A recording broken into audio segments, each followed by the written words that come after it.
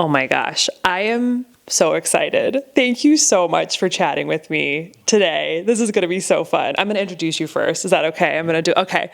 So I'm here with James Arthur, who is the co-founder of Seatopia, which is a totally visionary company that is leading the movement in regenerative aquaculture. And they are bringing direct-to-consumer, clean, sustainably raised, mercury-tested, microplastic-tested fish to the market that is the safest fish you can buy today. I am such a big fan. You hear me talk so much about regenerative agriculture, and what I'm really excited about this conversation is to introduce my audience and anyone else who's listening to this amazing concept of regenerative aquaculture. So, James is an optimist and an ocean steward. He lived on a sailboat for over a decade, traveling the Pacific, vetting aquaculture farms and linking up these amazing farms with top innovative chefs to provide the best seafood for them. And then in 2020, started Seatopia to bring this incredible fish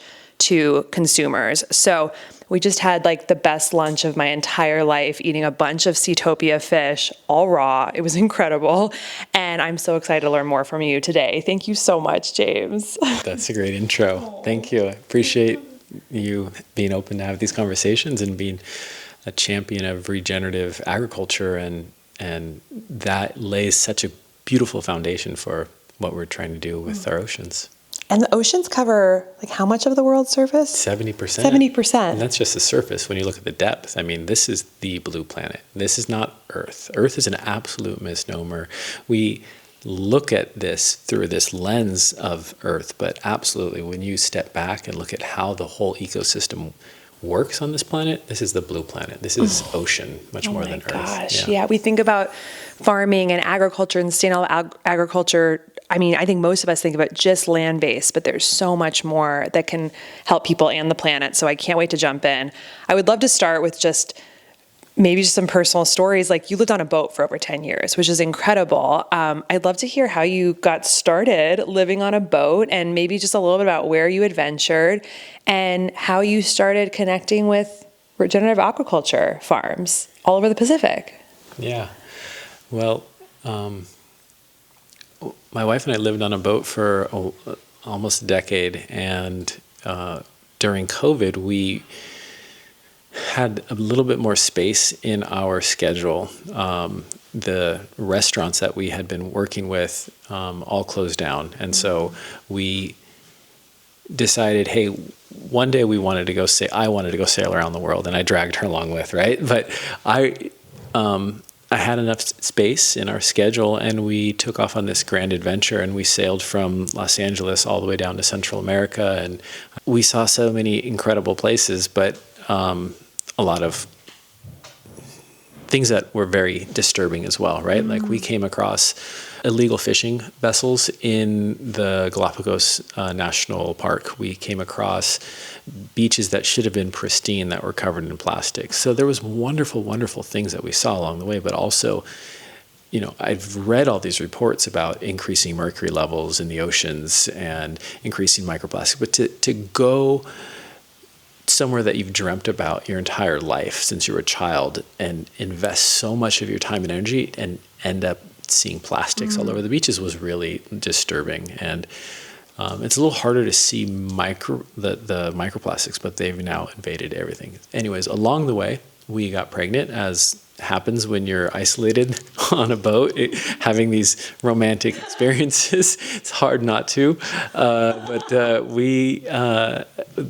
it really brought into focus the importance of clean fish, right? Like, I take great pride in knowing how to catch fish, spearfishing, when you know what the mercury levels are, because I've been ingrained and deeply immersed in all the reports on ocean health for years. I had to reconsider what I was feeding my wife, and I had to change our habits. And there was enough awareness and data on aquaculture practices that could raise fish on a low mercury diet by having lower trophic feed. So instead of feeding a fish or a fish eating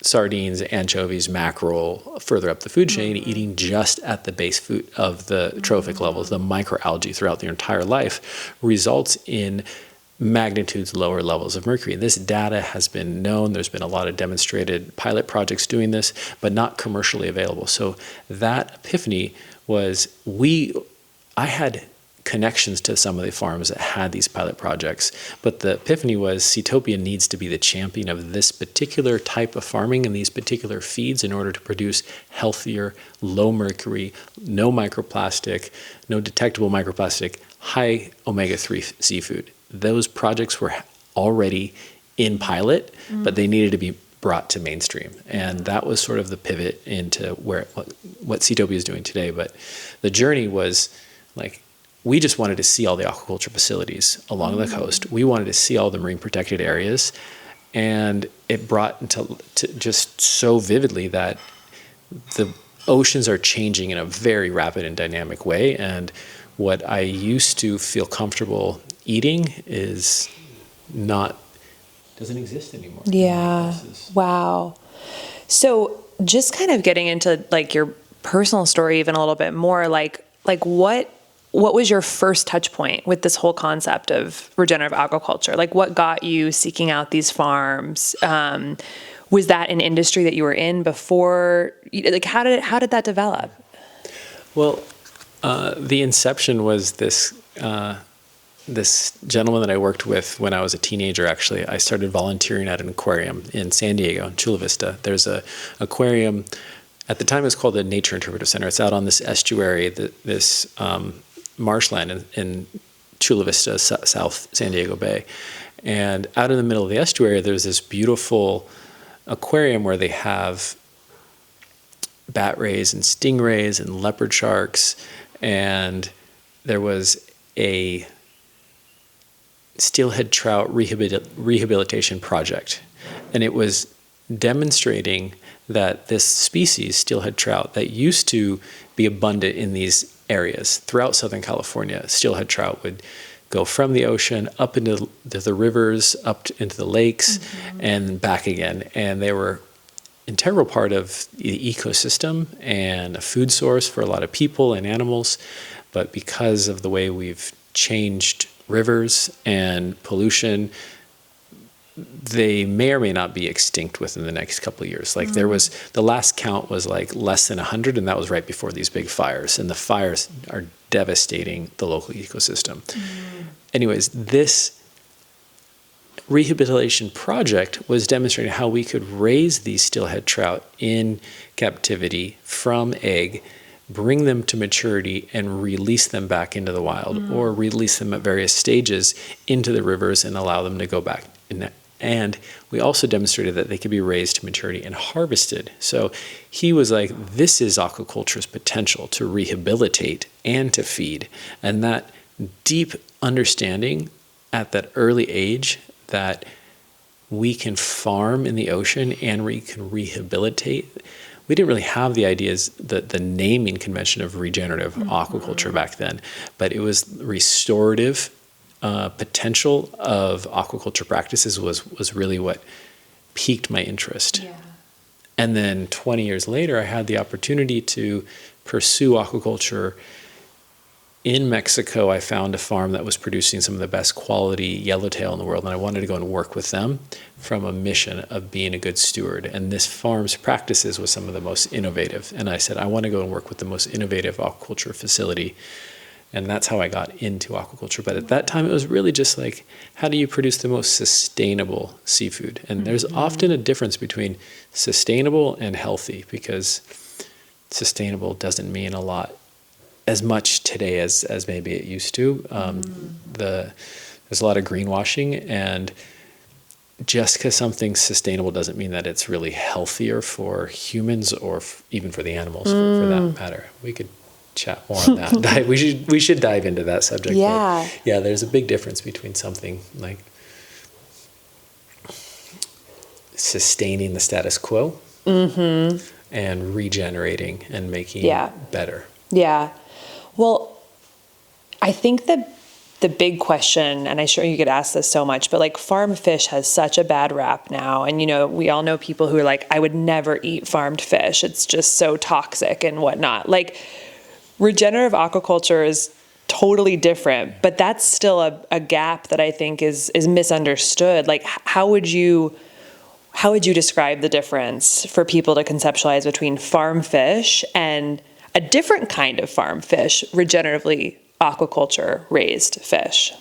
In the same analogy of what's the difference between factory farmed chickens and pasture chickens, or factory farmed cattle and regenerative cattle, rotational crop grazing and integrated multi-trophic aquaculture is an example of permaculture or multi-species working symbiotically together. So an example of factory farmed aquaculture that a lot of people initially think of, the stigma, is high density farming on cheap feeds being sold to people who don't ask questions.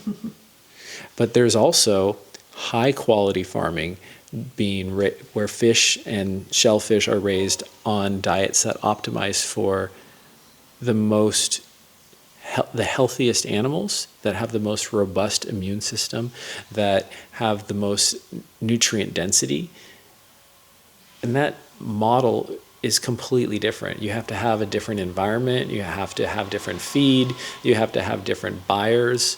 There has to be a whole ecosystem to support it, and it simply doesn't fit in today's modern commodity distribution channels. Mm-hmm. People aren't willing to pay what that type of farming costs. If you raise fish on microalgae and insect protein, most distributors and retailers aren't interested in that. And they're definitely not interested in paying a premium for it. But underlying all that is a better way to steward the oceans, the environments, and to raise fish and shellfish and microalgae in symbiotic relation. Mm-hmm. So regenerative aquaculture is just mimicking natural ecosystems, learning how to raise animals, seafood in these sort of symbiotic relationships. It's very different than monocultures optimizing for the lowest cost production. So, but there's not like one specific type of regenerative aquaculture that fits all around the world. In fact, every single farm in every environment is different. And it's, most farmers would say we're just humble stewards learning how to steward this land and what works best in this environment. But it generally involves multiple species working symbiotically together. And one example is finfish, and that is a fish that has fins and is swimming around and oftentimes needs to be fed, and poops. And the poop in nature, like we were talking about earlier, compost, is not inherently bad for the environment. In fact, inherently, there's no such thing as waste in nature. There's always a symbiotic co-partner, and the fish poop, rich in ammonia, phosphorus, nitrates, is actually superfood for the environment when there is the right symbiotic partner. And those symbiotic partners are things like shellfish and kelp and microalgae and bottom feeders like shrimp and oysters and sea urchins and crabs and lobster. When you have a handful of different species in proximity working symbiotically, you can create these beautiful regenerative ecosystems that in many ways can have high density in a healthy way. Like if you think about a rainforest or a coral reef, you have high density abundance because of diversity. If you only had one species, any disruption could completely wipe out that population. But in those high density environments, you have all those symbiotic relationships. So we're learning how to integrate different species together to catalyze those ecosystem services that each one provides. And as long as the input to the feed at the top are clean, then you're actually just creating these beautiful new ecosystems. Wow. That's so cool. I mean, it's like it's everything you're saying sounds like an identical parallel to regenerative agriculture in the words you're using, the ecosystems and the, that there's no waste. And some of the things I think about with, I think the vision that's so easy for people to understand with like the difference between conventional agriculture and regenerative agriculture is like what you were talking about. There's like cattle feedlots where they're living in squalor and terrible conditions. They're crammed together. They're separated from their families. They're high stress. They're being antibiotics, hormones. The poop is just everywhere, but not being used effectively. It actually ends up in landfills generally, all of that. So it's awful conditions for everyone, and it's a lot of breaking of cycles. And then you think of the regenerative farm, and it's like a cow grazing on beautiful lush grasses and pasture, and there's bees and birds and pollinators and other plants growing, and the poop is serving the soil, and their hooves are gently like agitating the soil. Everything's working together, and it's really beautiful and lovely, and it's a complex ecosystem working together to create resilience. So some of the issues that we think about with like a conventional farm would be like, synthetic pesticides, synthetic fertilizers, really bad feed, just like GMO corn and soy, and, not using cover crops, aggressive tilling, all that stuff, no crop rotation. Are there like parallels to that and what's happening in paint the picture of like that conventional farm versus regenerative farm for a conventional farmed fish versus a regeneratively farmed fish? Like how does it look and feel different? How are the inputs different? You mentioned food a little bit, but it's so similar. In fact, a lot of the large industrial agriculture producers their owners or stakeholders or investors are the exact same people who own the largest aquaculture facilities that are producing commodity seafood. And it makes perfect sense because they are feeding them GMO corn and soy and canola oil. Oh my God. And when you feed fish GMO corn and soy and canola oil, they surprisingly have a very similar response that you and I have, is they get inflammation, their immune system is lowered, fatty liver disease, all these symptoms are showing up in fish. And yet, if people aren't asking what's in the feed, they just want cheaper fish, then that's what they're going to get. Wow. And when the fish don't have this natural immune system that's rich in DHA and EPA because they're just getting all these omega-6s from canola oil, their elevated inflammation levels and lowered immune systems, they're more susceptible to disease, so they feed them preventive antibiotics. Oh, yeah. And that is commodity seafood, commodity farm seafood. And it's not happening because aquaculture farmers and marine biologists got into the industry saying they want to produce cheap fish and degrade the ocean. In fact, every single marine biologist comes into aquaculture wanting to be a good steward.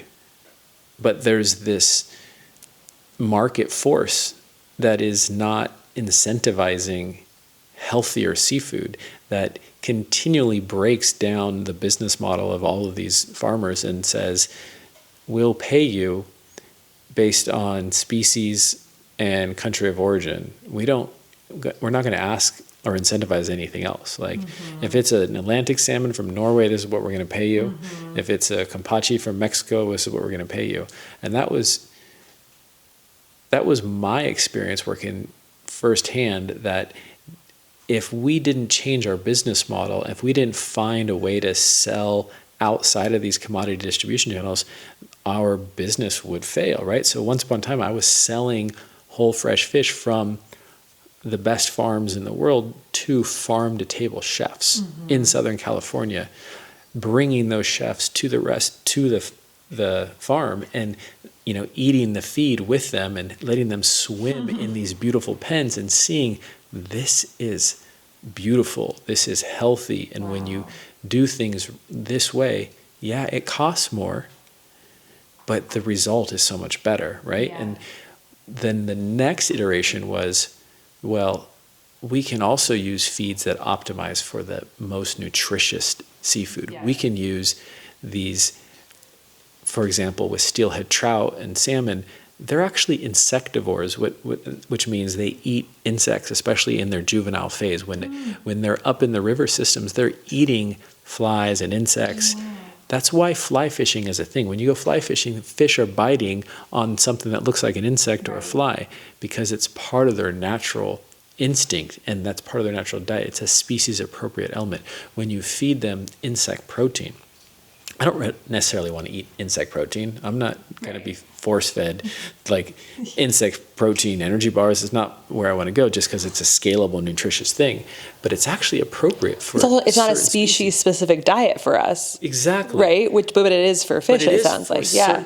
For certain fish, yeah. Like salmon and trout. We were bringing chefs, farm-to-table chefs, that had a business model that benefits from having an authentic connection to where their chickens and their beef and their tomatoes come from, right? That's a different business model than most restaurants, right? When these businesses have that and they can tell that story, they're successful and their food is good and people are appreciative of that. Those chefs love what we're doing, and them coming to the farm just brought that authenticity and that story and that connection and the quality to them. But we shifted even more into this more nuanced way with what we're doing today is how do we not just do things sustainably and locally, but how do we produce the healthiest seafood? And that's really what we're looking at today is quantifying mercury levels. Like I want to help foster production of seafood that has higher levels of EPA and DHA. And you can do that when you have a clean environment with clean feed, clean inputs. You consistently get much cleaner outputs, right? As opposed to environments that are increasingly becoming more toxic in the ocean with the bioaccumulation of all of the toxins that we continue to dump into the ocean, into our rivers and streams. When you have clean environments with clean feed, you predictably get clean outputs. And when you optimize for higher levels of omega-3s in the feed, you get fish with higher levels of omega-3s. When you optimize for feeds that are much lower on the trophic level, that have magnitudes less mercury and microplastics, you get fish with lower levels of mercury and microplastics. That's so interesting. Like, I think something I was going to ask you was, okay, these fish are all in the ocean, and the ocean is now filled with microplastics and a lot of fish that have mercury in them. And so how do you protect fish essentially from the microplastics, mercury, dioxins, all these things that are in the water, since they're in the water? But I think what I hear you saying is that if you are feeding them a really high quality, non-GMO, omega-3 rich algae-based feed, yes, then the input, there's going to be less, they're not bioaccumulating from eating other fish that already have mercury. But what's interesting to me is that that's a little bit, and maybe I'm wrong, correct me if I'm wrong, like a difference from what we think about with regenerative agriculture, which is like, of course, the phrase pasture raised or like grass fed is sort of ideal. So the idea is like, okay, we want the cows out on their natural environment. It sounds like for fish, because the natural environment is actually very problematic because the fish have a lot, like the fish that the fish are eating have plastics in them and mercury. It's actually better to feed them a feed that's clean and healthy. So it's like farm fish eating GMO soy and corn, bad. Fish eating regular other fish and bioaccumulating stuff, kind of bad too. Best case scenario is actually a high quality controlled EPA, DHA rich feed. Is that accurate? Or you could say that, but I'm going to be careful because nuance is really important. Yes, here, right? Give us the nuance. The scenario is different in every specific environment, but we look at aquaculture kind of at like aquaculture 3.0 is where we're at today. And I'll back up to 1.0, which was literally just taking salmon from the wild, getting them to breed, putting the fingerlings, the small ones, in pens, and feeding them ground up bait fish that they would normally eat in the wild. That gives the fish a very similar nutrient profile to what the wild fish would get because you're just taking wild bait fish and grinding it up. What is in that wild bait fish is increasingly becoming more toxic, and that's a problem. The other compounding problem is that there's less and less bait fish. There is a finite supply of wild fish in the ocean, and that has actually plateaued. There is less and less available. The data is not showing that we're going to find more wild caught fish somewhere in deeper water. It's showing less and less every year. And so there's been a global initiative pushed by large non-governmental organizations and government organizations like the UN to say aquaculture is an imperative. We need to keep feeding people seafood, but we can't keep getting more from the ocean. That's clear. But if we're going to raise fish in farms, we should stop putting pressure on the bait fish. And so the industry moved towards feeding fish with proteins from land. Because there's this finite supply and we need to reduce pressure on the wild stock. So they started feeding them land-based proteins. And what are the most affordable land-based proteins? Like corn and soy. The things that are GMO subsidized, corn and soy. And that's sort of aquaculture 2.0. And some people would say that it's more sustainable because you're not taking bait fish out of the ocean to feed farm-raised fish. The problem is that is not producing healthier fish, and it's producing weaker fish with weakened immune systems that then need antibiotics and all these other things. Aquaculture 3.0 is where we're saying, how do we raise fish in the cleanest, healthiest way that's scalable and healthy?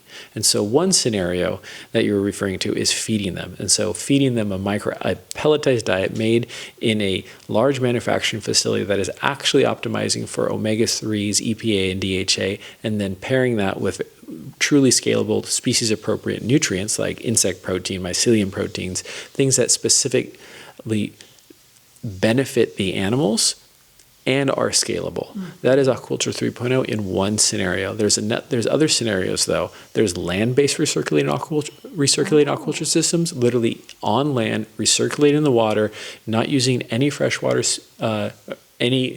reusing all the water, not putting any of the pollutants back into the environment. We work with a farm that has this really cool filtration system where they actually are growing plants, including marijuana plants and other plants that filter the nutrients out of the fish poop out of the water, and that feeds the plants. And they're raising these fish without any corn, any soy, in a really clean, beautiful way. That is a land-based recirculating aquaculture system. We also work with farms that are not feeding them anything. So, for example, there's species like scallops that are just filter feeders, and they are eating zooplankton and phytoplankton. Because they are low trophic species, they're not bioaccumulating the levels of mercury that you might see with a tuna or even a salmon, because they're always eating at this base trophic level. They're never those scallops are never going and eating sardines and anchovies and mackerel, etc. They're staying at this level. So when we test, and all of this is data driven, when we test scallops that are extensively feeding in this environment, the levels of mercury are very, very low. So much so that they're less than 0.0 parts per million. Microplastics and other issues, other toxins can be an issue, though, depending on where they're sourced. So you have to be very careful on where you're sourcing your filter feeders from. Another example of extensive aquaculture is the farm in Cadiz, Spain, Esteros Lubemar, which evolved from Beta La Palma, which is this estuary that has been rehabilitated. It was a drained estuary turned into a cattle farm, and that was just completely degraded, this environment. These gentlemen came in about 25 years ago, reflooded the canals, reconfigured the way that the water would flow to be very efficient at creating a abundant environment for microalgae that in turn created a healthy, abundant environment for a local species of shrimp. And they had this huge proliferation of shrimp, and then they introduced hatchery-raised branzino and sea bream. And those branzino and sea bream are eating all of these shrimp that are rich in DHA and EPA from the microalgae that is abundant in this environment.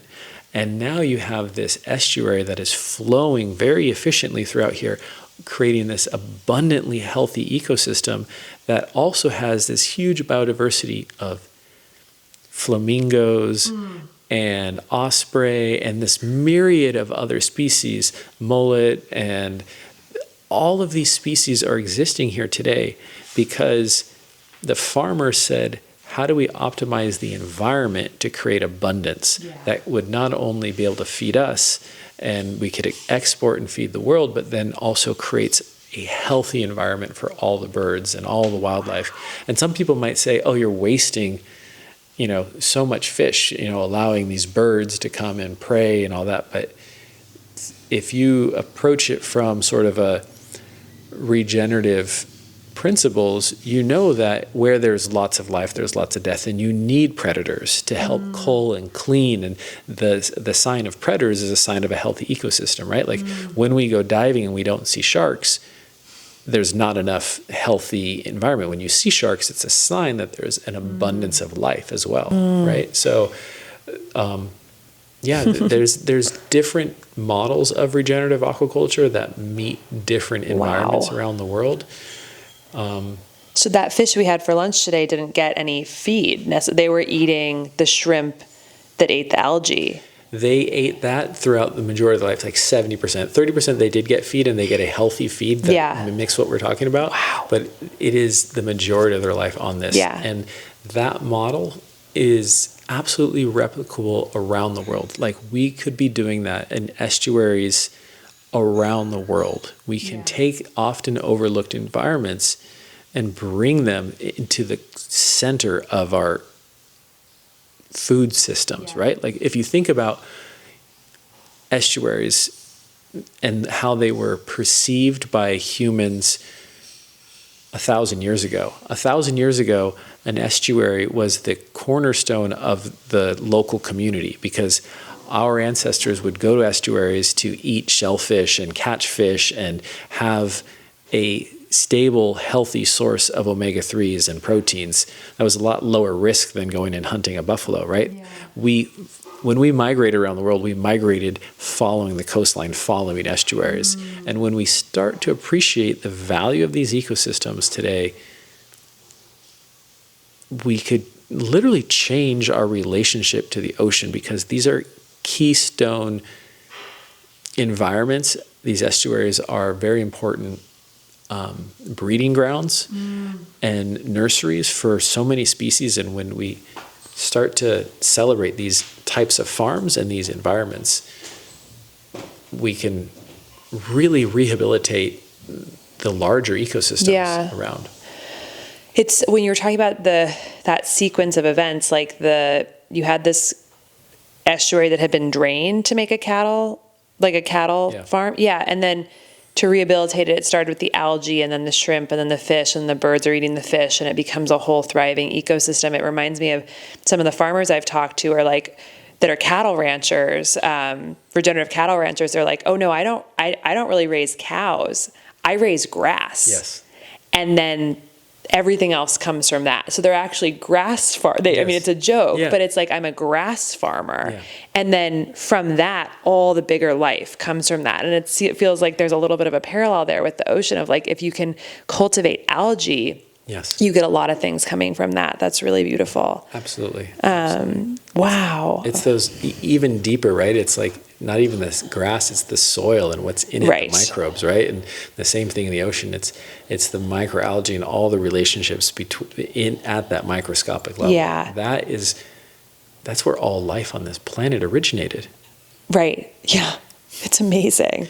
And we still operate with these as core parts of our biology, right? Like our eyeballs are DHA, the gray matter is DHA, like EPA is heart healthy, all these things.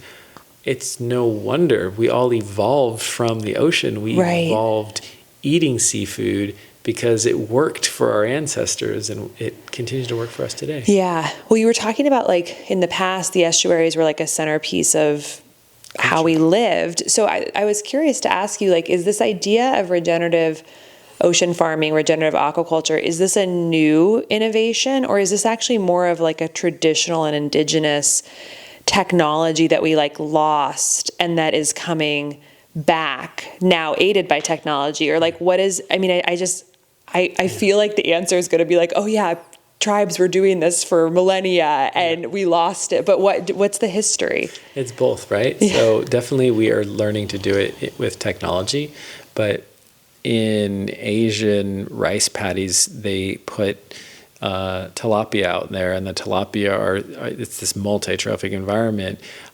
Here in Hawaii, there's this tradition of fish ponds where the natives would grow many different species of fish in these ponds and cultivate them. Some of the species would come and breed in there. Others would just come and get trapped in there at high tide with different rock structures, sort of tide pool systems.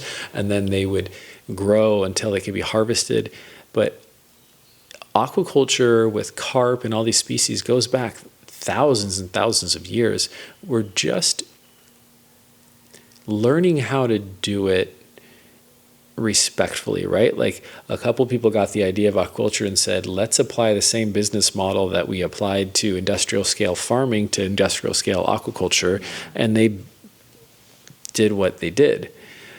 But there's this resurgence of farmers who really want to be good stewards of the ocean, who want to grow microalgae, who want to rehabilitate their local estuaries and their fish ponds and raise fish in a symbiotic way. And that is the regenerative aquaculture movement.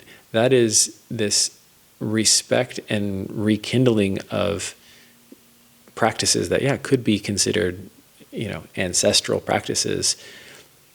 How do we do it with the knowledge that we have today? And like technology to grow a species like Schizocritia, which is this species of microalgae that NASA identified as having the most potential for growing healthy proteins and omegas in space, right? Wow. They looked at all these different species and they said, this is the one that we're going to take to the space station and all that. And today, it is a cornerstone of aquaculture 3.0. This particular species that can break down plant matter and cellulose and turn it into fatty omega-3s and EPA and DHA is unlocking so much more potential, right? So we are absolutely looking at ancestral practices in a new way. And but the biggest thing is just humility to realize that we shouldn't be optimizing for large monocultures where humans sit at the top of the pyramid, but learning how to mimic ecosystems that have evolved for millennia. And we just need to be a part of helping catalyze those ecosystem services to work in symbiotic relation. I don't know if this stat is correct, but I had heard that 90+% of carbon on Earth is actually stored in the oceans, or some really high number that is becoming more problematic because the ocean temperatures are rising and there's less ability to store carbon in the ocean. And I might be off on that, so correct me. But one of the, again, benefits that people love about regenerative agriculture is that unlike conventional agriculture with really shallow root systems and the tilling that releases a lot of carbon into the atmosphere, it's about building these, you've got this porous, biologically active soil that you can build these huge root systems, which is basically 3D printing carbon, and then you get more biodiversity, and all this printing of matter is actually storing carbon, and then you're not tilling and releasing it, all that. So you were telling me at lunch something about the storage of carbon in a scallop shell. But the question I'm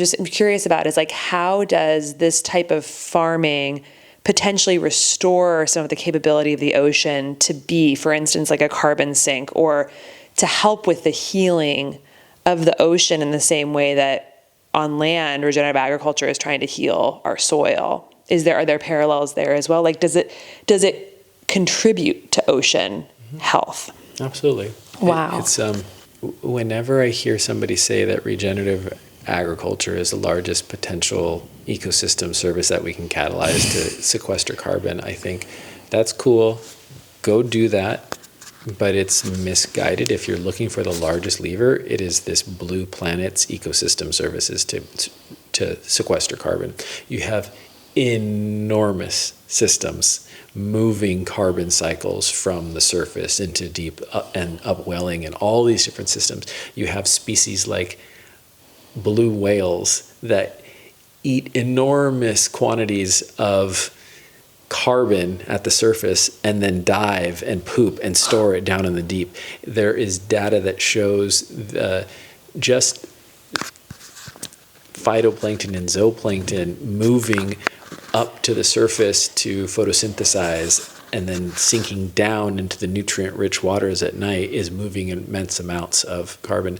The ecosystem services and the ability to catalyze those sort of carbon cycles has far more potential in the ocean than it does on land. I think it is,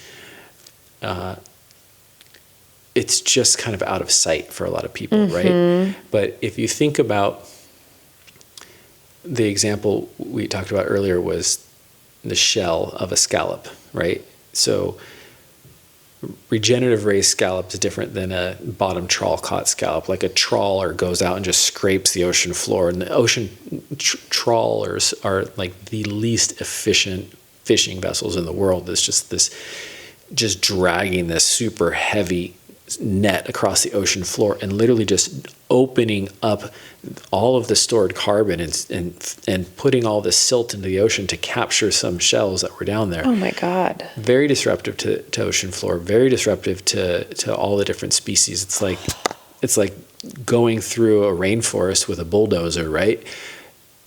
Regenerative raised scallops are raised from seed in a hatchery, put into these lantern baskets. They filter the water, and as they're growing their shells through the process of calcification, they're pulling carbon out of the ocean and storing it in these shells.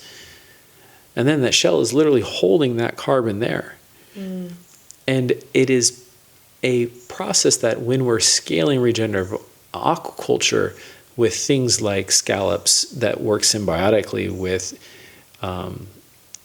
finfish or kelp or other species like mussels and oysters, they are all pulling carbon. And then you have species like the fastest growing organisms on the planet are like giant kelp. They can grow, in some cases at 2 feet a day. It's incredible. And they are creating these carbon structures. What happens to those? Are they being harvested and then fed to cattle, or are they literally just sinking back to the ocean? But if you're leaving kelp in the water, if you're leaving these carbon structures in the ocean, you absolutely are creating incredible infrastructure to sequester carbon. The other interesting thing about regenerative aquaculture and these sort of integrated multi-trophic systems is that you can actually raise fish in previous dead zones. So, for example, you can't grow kelp in an environment where there's no nutrients. And large swaths of the ocean are low nutrient environments, oleotrophic environments, where there's just not enough nutrients to grow filter feeders or dissolved particulate filth. But if you have a open ocean aquaculture facility where you're raising fish that are pooping, they're distributing those nutrients into the environment. All of a sudden you can grow these kelps and you can grow these filter feeders and you can create these fish attracting devices, these environments that previously were dead zones, and all of a sudden in the middle of a desert you have this oasis with all this life. What? And these systems are now aggregating carbon, right? There's now more density of carbon in the ocean than there was before, right? We're starting to see how rehabilitating ecosystems is rehabilitating the whole ecosystem's levers. All of these systems work together. So, wow. Yeah, I mean, I think from the perspective of ecosystem services, regenerative aquaculture hasn't even come into its full potential. We can when big money starts to move for those sort of purposes, we will be able to move. There's a really large lever. At the moment, what's moving it is nutrition, because people are, at least like what's happening right now is people are voting for regenerative aquaculture because we can produce more nutrient dense, cleaner seafood, and that affects people like personally. That's not out of sight, out of mind. That's literally like I'm checking my nutrient levels. I see my omega-3 levels. I see my mercury levels, and my functional medicine doctor said I need more omegas and protein, but less mercury. And Yep. Seatopia might be part of that solution. Totally. Yeah. Let's talk about that a little bit. In my own little family, we want to start a family, and it's so interesting. I feel like the first things you hear when you think about pregnancy is everything that has to do with fish. It's like you can't have high mercury fish. There's all these lists on the CDC and the EPA website where there's best, good, and bad, and you can have 3 servings of the best, 1 serving of the good, 0 servings of the bad per week total. And if you do more than that, or maybe the fish is higher mercury than you thought, it could literally be neurotoxic to the brain of the fetus. So that's concerning. When it's odd, because fish, theoretically, if it were safe, would be one of the best foods you could possibly eat for a baby's brain because it has EPA and DHA. Then on top of the fish, that part, the mercury part, you can't have any raw fish or smoked fish because of the risk, I think, more of infection. Yeah. So it's like avoid all fish, even though it's the best thing for the baby's brain. And then with mercury, my husband and I had spent like a month in Hawaii and ate a bunch of tuna, and we went back and did Function Health, our labs, and the mercury was through the roof. And, after avoiding fish for several months, it went back down. But yeah, it's just a lot to think about. So tell me about what you guys are doing to test fish and what the results are showing about Seatopia and safety and what people should know. Well, I appreciate you sharing that personal story because it resonates really with exactly the sort of origin story for Seatopia. When my wife got pregnant, we had those same concerns. Like, how do we get the lowest levels of mercury and really optimize for the highest levels of omega-3s? We are lab testing every lot of seafood that we receive, and we reject seafood that has a level of mercury defined by the FDA as not safe for a pregnant woman to consume 3 times a day, 7 days a week. There's published numbers, like the recommended dosage or safe dosage for various risk levels. Mm-hmm. And pregnant women is one of the highest risk levels. And we said, well, if my wife can't eat it, when, for example, in her 3rd trimester, she felt uncomfortable eating anything other than sushi grade seafood because she just couldn't digest it. She was like, oh, I just feel nauseous, or I feel in other things, but sushi grade seafood, she was like, I want to eat this. Mm-hmm. This feels like I can digest it. Well, how do we get her product that is clean? And which ones are clean? And when we lab test all of the seafood, and the funny thing is, working in aquaculture for many years, we were lab testing seafood already. Mm-hmm. Maybe we weren't doing it as often as we do now with Seatopia, but at farms, we were testing things annually at least, mm-hmm. right?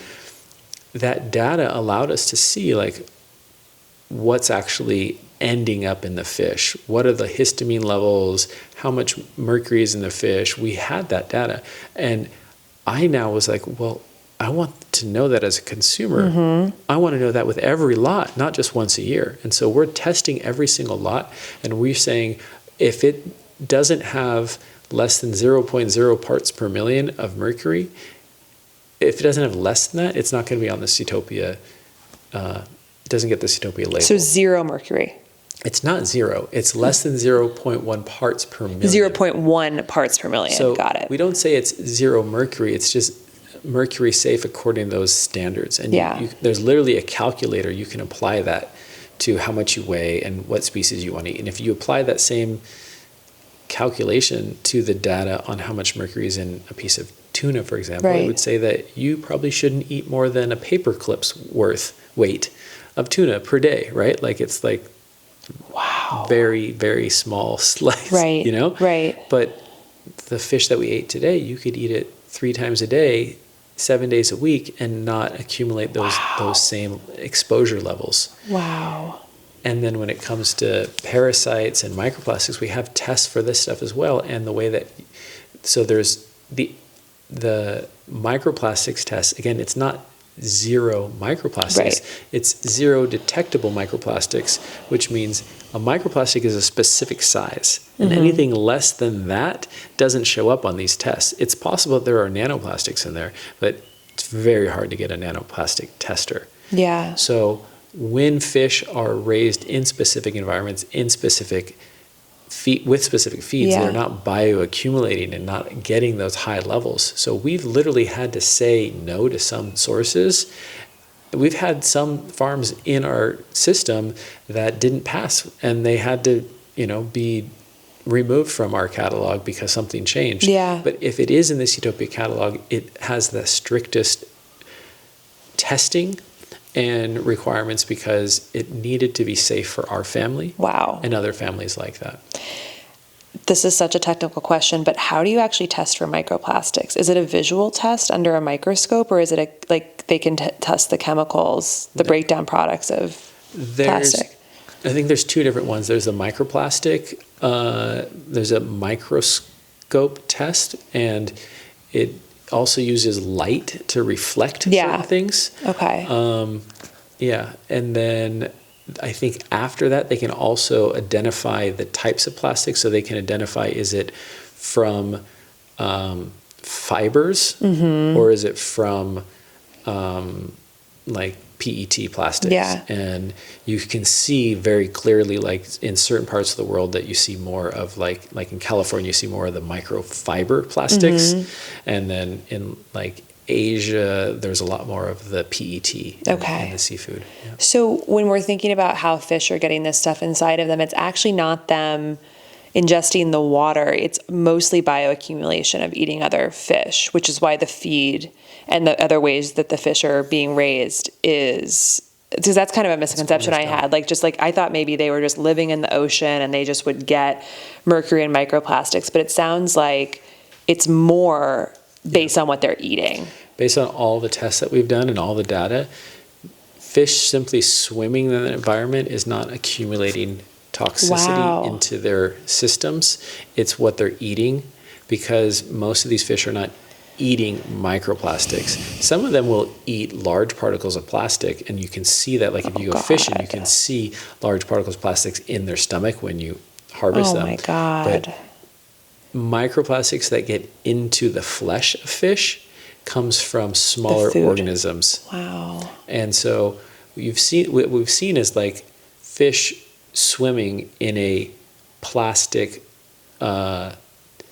pen. So for example, the recirculating aquaculture system, we work with a handful of them, and the pens are literally made out of a type of plastic. Yeah. But those fish, when we test them, are not showing levels of microplastics because the feed. So it's not just the environment. Unless someone was going in there and like shaving off the edges, and then the fish were literally eating that, but they're not. They're eating a specific feed. Yeah. Yeah. And I can tell you this conclusively, that we test all of this, and it's not environmental exposure, it's bioaccumulation through feed that has the ability to get into concentrated levels in the flesh, in the fat.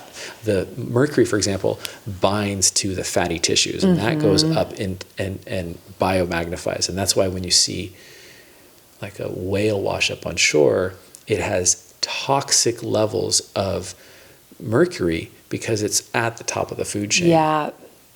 So are whales they're accumulating tons of mercury? So much so that some scientists are saying that killer whales may go extinct, not because we're overfishing them or anything, but their reproductive systems are just failing. They have such high levels of mercury. Oh my God. And it must be, is there any evidence that it's neurologically hurting them too? Because they're such smart animals who use so much sensory capability for their migrations and things. I just wonder if it's creating whales that maybe won't function as well. Yeah, there's some confusion about what's causing some of these mass strandings. Some people say it's sonars, but other people believe that there's just confusion happening there. What is mass stranding? There's unexplained strandings where like whales, like an entire pod, will just swim up onto the shore, and it looks like a suicide. Oh, jeez. Or they're just completely confused. And some people think it's neurological issues, and they do autopsies. Other people say that Other times it's been associated to things like deep water mining, and the sonars that they're using are these incredibly loud blast systems, and that is disorienting as well to the whales. Jeez, that's devastating. Wow. Yeah. Okay. Well, and one other thing I was going to ask about was with the commercial fishing industry, and I did get this stat from Seaspiracy, which, was a documentary that was, I think, more focused on trying to get people to go vegan and not eat fish. I agree with that. Which is so interesting because, again, just so many parallels with the agriculture. There's so many documentaries about veganism that talk about the environmental devastation of the way we're raising cows and animals without recognizing that there's a different way to raise animals that actually promotes biodiversity. And so, but it was a very interesting film in the sense that it really, I think, sounded the alarm on how much our oceans are struggling. And I think one of the stats that stood out was that almost 50% of the ocean plastic in the Great Pacific Garbage Patch is just fishing nets. And so that's like a huge source of we think about it's like plastic straws and to-go containers, but it's actually like the commercial fishing industry. So can you share a little bit about how does regenerative aquaculture help with the ocean plastic issue in any way? Or how would we think about plastic in relation to this industry versus commercial fishing industry? And would an ideal scenario in your mind be that we actually move towards almost no wild caught fishing and actually doing almost all fishing through regenerative aquaculture? What is your grand vision for how we heal the oceans through our fishing culture? No big deal. Yeah. Well, first I want to just say that the Seaspiracy filmmakers made a really great movie, and they're great filmmakers. Yeah. It was a compelling story that had me on the edge of my seat. But I also know enough to know that they were cherry picking data, and they have a very vegan agenda, and they did the same thing when they made Cowspiracy. They made that film as well. What they did really well was highlight a lot of the problems in the ocean. Yeah. Many very real problems, both with farm fish, factory farm fish, and industrial scale fisheries. That number is absolutely correct. It's been substantiated that the majority of the plastics in the Great Pacific Gyre originate from fisheries. Drift nets, lost nets, discarded nets. There's a lot of nets that get lost at sea that end up in that gyre, and they're just breaking down. Regenerative aquaculture is absolutely a way to raise fish in a more sustainable way, to reduce the discarding of plastics in the middle of the ocean in a much more controlled, predictable environment. Jacques Cousteau famously said, the mark of civilization was the transition from hunters and gatherers to farmers. And we, as stewards of the ocean, need to learn how to farm in the ocean to transition from extractive fishing into responsible farming. But the nuance here is we need to raise these fish and shellfish in a healthy way. So how we farm in the oceans should not mimic how we farm in commodity agriculture. It should mimic regenerative aquaculture. We absolutely can produce huge abundance of seafood in high density integrated multi-trophic environments in the same way that a rainforest or a coral reef can produce an abundance of life through all of these integrated systems. When we raise finfish in proximity to kelp and shellfish and bottom feeders like the sea urchins and the lobster, you have these high density symbiotic relations that produce healthier environments and healthier fish. And that you can do this in places that previously were dead zones, right? We have the ability to raise fish in a healthier way. We just need to demand better farming practices and better healthier fish, right? At least that's my insight, is that we've talked about more sustainable practices in the ocean for many, many years, and it didn't really do much. Like, there's not one seafood company out there that doesn't say they're sustainable. Yeah, right. Yeah. Show me one. I'd be That's very so surprised. true. Yeah. What we need is to demand better practices that are quantifiable. And the one thing that I've found that is quantifiable and is actually affecting change is demanding higher levels of omega-3s, EPA and DHA, lower levels of mercury, because the only way to do that is to control the feed and optimize for microalgae fed. And when you start doing that, it's like demanding grass-fed Totally. beef. Yeah. Why? Because you want beef that's raised not on omega-6 rich corn. Right. You want the same thing with fish. I want the same thing with fish. I want to be able to feed my family the original super nutrient. I want my kids to grow up on DHA-rich proteins, and we can do that when we have direct access to clean seafood that's raised on very specific diets. Yeah. Yeah. And I think, I mean, this is probably hyperbolic, but also from that documentary, there was a stat that we might empty the oceans by 2048 just from overfishing with commercial fishing. So, like, do you think there's any place for wild, like, ocean fishing in the way it's being done? Like, or is really the best shot for the ocean, for ocean health and quality seafood for people at this point, given how much plastic and mercury is in these smaller fish that the bigger fish are eating? Like, or would it be best for there to be like an era where we kind of do, maybe it's not possible, but like, would that be the best situation for the ocean, do you think? Yeah. While the I ocean gets healthier? The oceans definitely need to get healthier, right? And that 2050 date has been disputed many times, but there are very eminent and imperative changes that need to happen, right?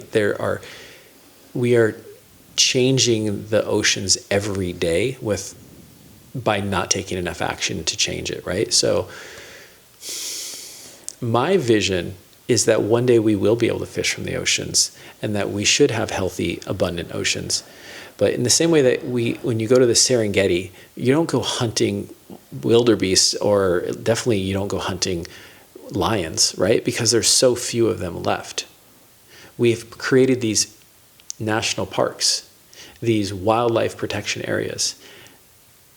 And we need to do the same in the ocean. We need to have a interconnected network of marine protected areas, because a lot of these fish, these beautiful, large migratory species that, like tuna, for example, that swim all the way from Japan back to California, they are part of these larger ecosystems, and you can't just protect one little corner. You have to connect the migratory paths, the nurseries, the hatcheries, and you have to create an environment where they can rebuild the whole health, right? Because they're interconnected. And to do that, how do we relieve pressure on that? Well, if we're just talking about relieving pressure then we should probably stop industrial scale extraction. And we've demonstrated that we can raise fish. In fact, today, more than 60% of seafood consumed around the world comes from aquaculture. Really? But a lot of that's the farming practices that we're not. The majority of it is that, Big, like conventional farming, yeah. A lot of it is still dependent on bait fish. There's still quite a lot of aquaculture that is fed anchovetas as they grind it up into fish meal and fish oil. And there's a growing interest in krill from the Arctic, which is potentially absolutely devastating to the base layer of the Arctic food chain that feeds so much of the planet, right? So we need to scale systems that are truly scalable, not dependent on natural resources. If we do this right, we can feed our communities truly, scalably, sustainably, and allow nature to rebuild, because she's incredibly resilient. Right. When you look at marine protected areas like off the coast of southern Baja, there's a famous marine protected area called Cabo Pulmo, and 35 years ago they had completely depleted their local waters by allowing not just the local fishermen, but international fishermen like Chinese fishermen and different people to come and fish those waters. And it was devastated to the point where the local community was broke and dependent on government subsidies. Wow. And the matriarch of the community said, let's do something different. Let's stop allowing people to come in and fish here.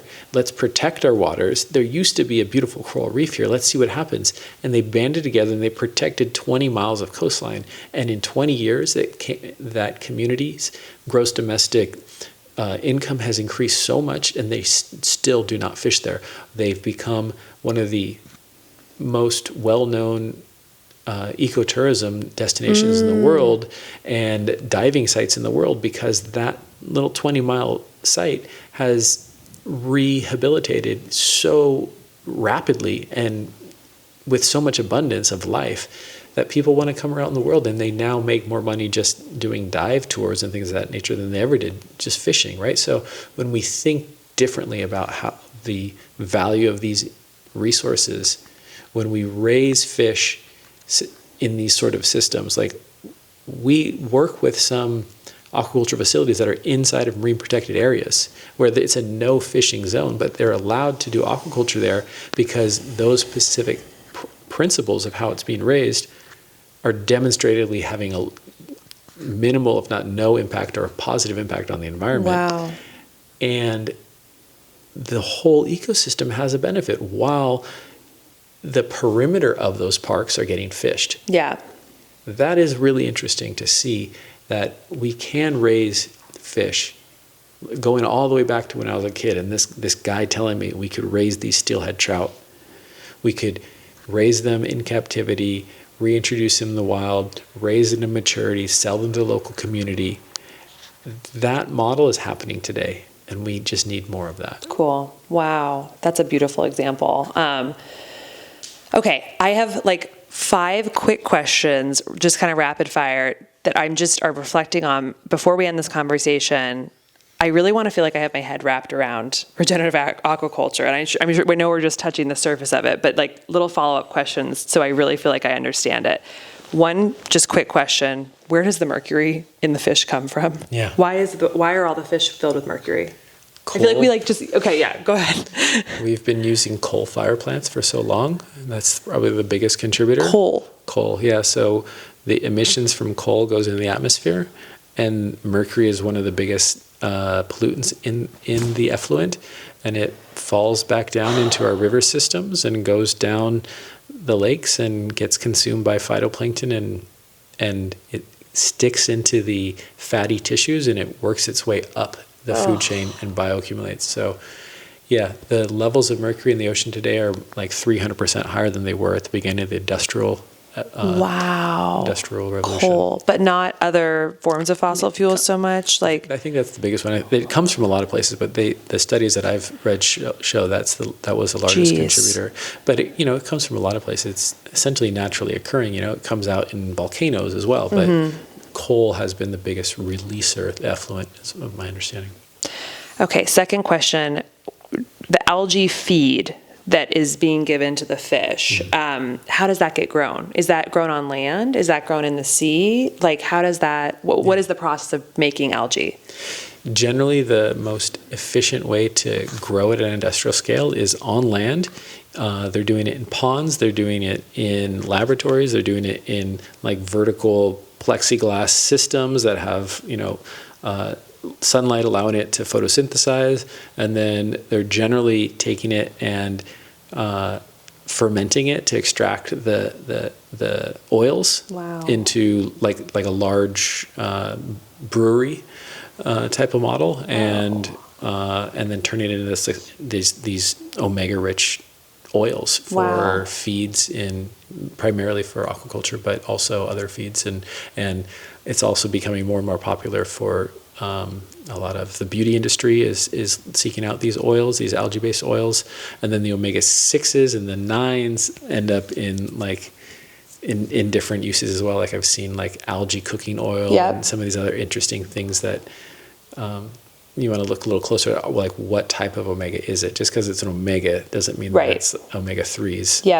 But is it a decent high temperature cooking oil? Probably, yeah, but just FYI, it's like through this extraction process, they're able to isolate like omega-3s, but they also produce other oils that get sold into other industries, just FYI. Okay.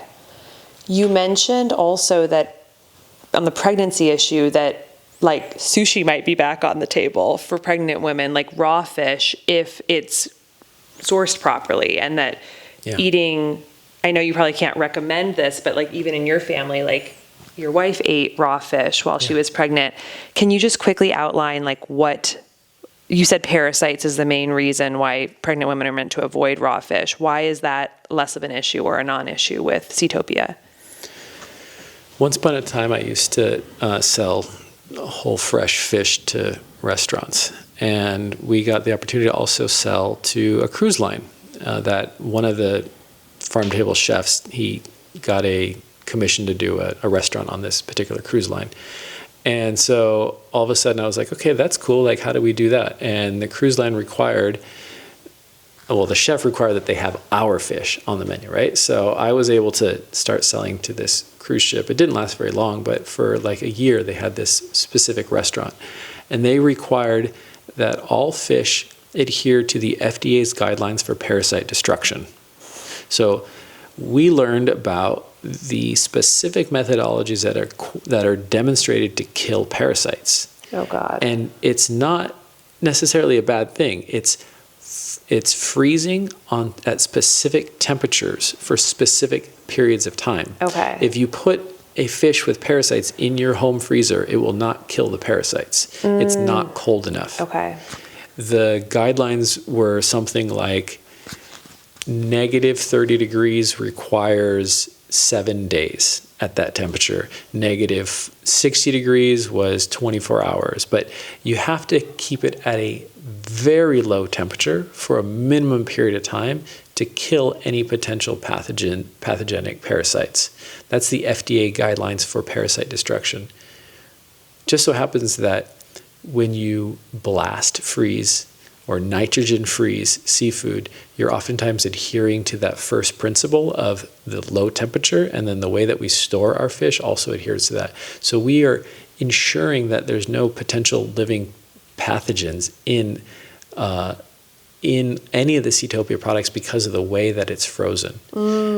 It just so happens that most premium sushi restaurants do the same thing, right? Like if you go fishing in Alaska with a guide and you catch a beautiful king salmon and you fillet it open and you try to eat it, the fishing guide's gonna be like, that's how people die. Don't eat that. You need to either cook it or freeze it. And the way you freeze it matters depending on the type of parasites that are in there. But the FDA guidelines are pretty clear based on very sound data on how to kill those pathogenic parasites.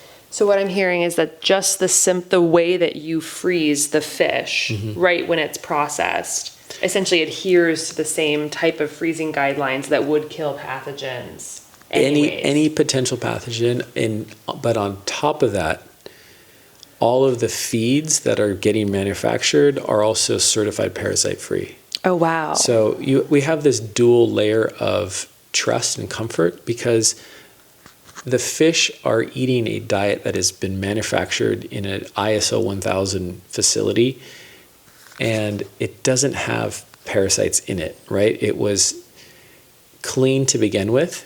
Parasites get into fish generally because they're eating like bottom feeders. They're going and they're eating crustaceans or isopods or various things that they're just going around scavenging, and they're getting parasites in them. When they're in a clean, controlled environment, in eating a clean, controlled feed, and then they're harvested in a way where at peak freshness they're blast frozen and subjected to those like -30 degrees and kept at those temperatures for, in our case, 60 days. Wow. That gives us the trust that not only was it not exposed to parasites, but any potential for there to be a parasite has been removed.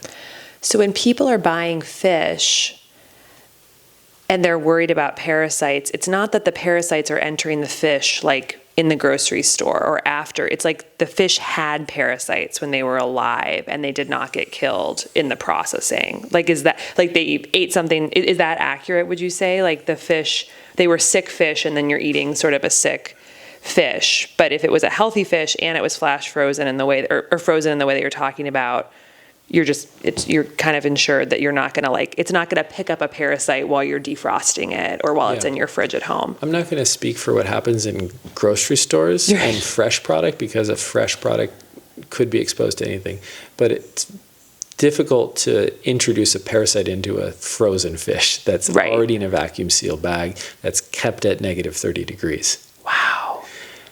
And delivered to you on dry ice, with a thermometer in there that validates that it was kept at that temperature throughout the entire cold chain. And then the other thing that we do with Seatopia specifically is we tell all of our customers, if it's not frozen on arrival, document that and we'll replace it. That is the trust that you need in order to eat something raw. Right. If you don't know that it arrived frozen, if you don't know that it wasn't frozen throughout the whole supply chain, if you don't know what temperature it was frozen, if you don't know what it ate, then you're at risk. Yeah. Wow. But when you start adding all of that up, you can eat fish the way it was intended to be eaten, the way our ancestors ate it, because the triglyceride form of those long-chain omega-3s is what my body wants to digest, not the ethyl ester form of a shelf-stable omega-3 supplement that makes me feel burpy. Wow. So it's actually a different version of omega-3 if you're eating it raw versus in a capsule? It is a different form of omega-3 that your liver just immediately uses, as opposed to having to convert it. Wow. Wow.